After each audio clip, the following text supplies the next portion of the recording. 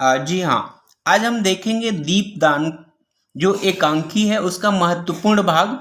दीपदान जिसके लेखक हैं रामकुमार वर्मा जी। पन्ना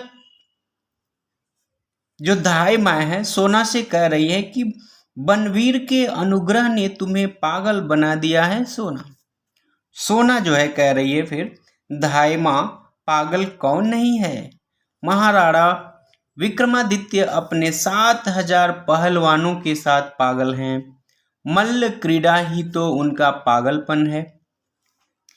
महाराज बनवीर महाराणा विक्रमादित्य की आत्मीयता से पागल हैं।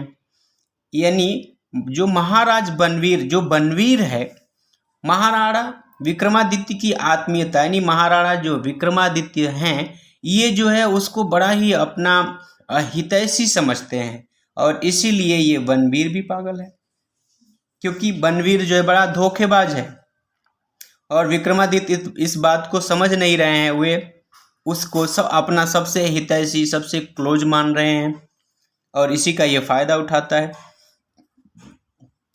वे विक्रमादित्य के अंतःपुर में प्रलाप करते हैं, यानी घर के अंदर जो अंतःपुर उसे कहते हैं जहाँ पर जो स्त्रियों का यानी रनिवास होता है वहाँ जाकर के वो बात कर रहे हैं।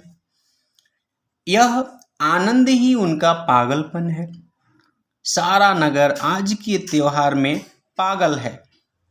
तुम कुंवर उदय सिंह के स्नेह में पागल हो। और मैं फिर हंसने लगती है और बोलती है मेरी कुछ न पूछो दाई माँ, मैं तो इन सब के पागलपन में पागल हूँ। यानी सोना कह रहे कि सभी लोग पागल हैं तो उन सभी के पागलपन को देखकर मैं भी पागल बन गई हूँ।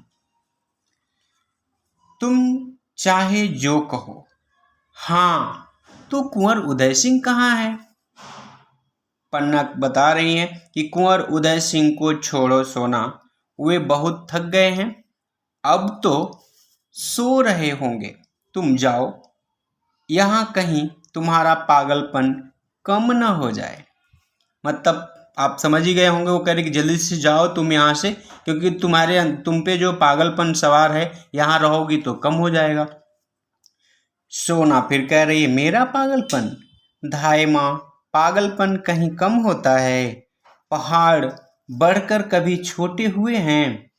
ध्यान दीजिए, पागलपन कम होने की बात सुन करके सोना ने पन्नादाय को क्या उदाहरण दिया था या क्या क्या उदाहरण दिया था, आपसे ये प्रश्न पूछा जा सकता है।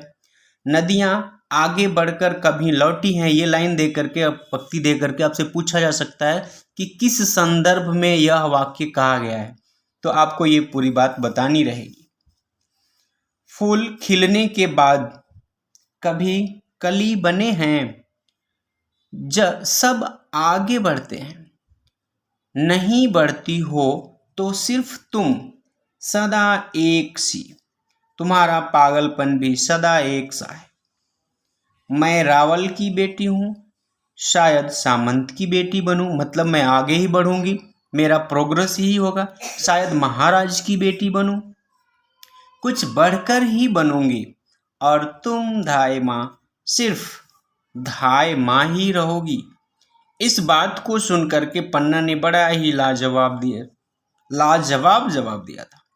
पन्ना कहती है सोना मुझे किसी से ईर्ष्या नहीं है, मतलब कोई कितना भी आगे बढ़ जाए मुझे उससे कोई जलस नहीं है, ईर्ष्या नहीं है।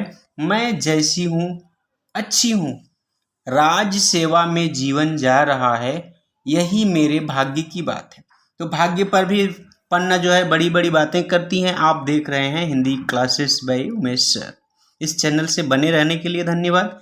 इस चैनल पर इस पाठ की और दूसरे भी पाठ चाहे आप साहित्य सागर पढ़ते हैं, एकांकी संचयन या नया रास्ता या CBSE की, पूरा कोर्स जो है हमने बताए हैं, आपका पूरा सिलेबस इस चैनल पर है, आप जरूर देखिए। इसका अगला भाग देखने के लिए आप इस चैनल से बने रहें। आज के लिए इतना ही।